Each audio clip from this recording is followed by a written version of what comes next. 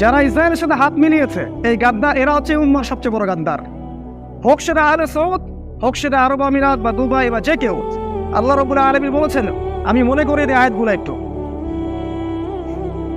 আল্লাহ পাক সূরা বাকারার মধ্যে বলেছেন যে ওয়ালান তারদা আনকাল ইয়াহুদ ওয়ান নাসারা হাত্তা তাত্তাবিআ মিল্লাতাহুম।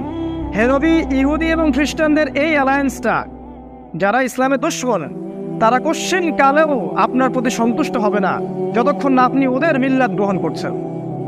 ওয়ামান আসদাকু মিনাল্লাহি হাদিসা, আল্লাহর চেয়ে আর সত্য কথা কে বলতে পারেন বলেন? কিছু মানুষ ইন্টারফেইথের কথা বলে এখন এদের সাথে। আল্লাহ সত্য না, এরা সত্য। আল্লাহ পাক বলছেন, এরা ততক্ষণ পর্যন্ত তোমার প্রতি সন্তুষ্ট হবে না হে নবী, যতক্ষণ তুমি এদের সাথে যুক্ত না হচ্ছ বা এদের মিল্লাত গ্রহণ না করছো। আল্লাহ পাক আরো বলছেন সূরা মাইদা, আয়াতগুলো মনে করিয়ে দেই। আল্লাহ পাক বলছেন, ইয়া আইয়ুহাল্লাযীনা আমানু, হে মুমিনগণ, লা তাত্তাখিযুল ইয়াহুদা ওয়ান নাসারা আউলিয়া। এই ইহুদি এবং খ্রিস্টানদেরকে বন্ধুরূপে গ্রহণ করো না। কোন ইহুদি কোন খ্রিস্টান? বা'দুহুম আউলিয়াউ বা'দ, যারা একে অপরের বন্ধু। এই জায়নিস্ট মুভমেন্ট, যারা একে অপরের বন্ধু। ওই ইহুদি ওই খ্রিস্টান নয় যারা আমাদেরকে আশ্রয় দিয়েছিল আবিসিনিয়া, তারা নয়। সেই ইহুদি সেই খ্রিস্টান যারা একে অপরের বন্ধু, জায়নিস্ট মুভমেন্ট। কারণ আল্লাহ পাক বলছেন, ওয়া মা ইয়াতাওয়াল্লাহুম মিনকুম ফাইন্নাহু মিনহুম, তোমাদের মধ্যে যদি কেউ ওদের সাথে হাত মিলায়, সে এই উম্মতের কেউ না, সে তাদের অন্তর্ভুক্ত।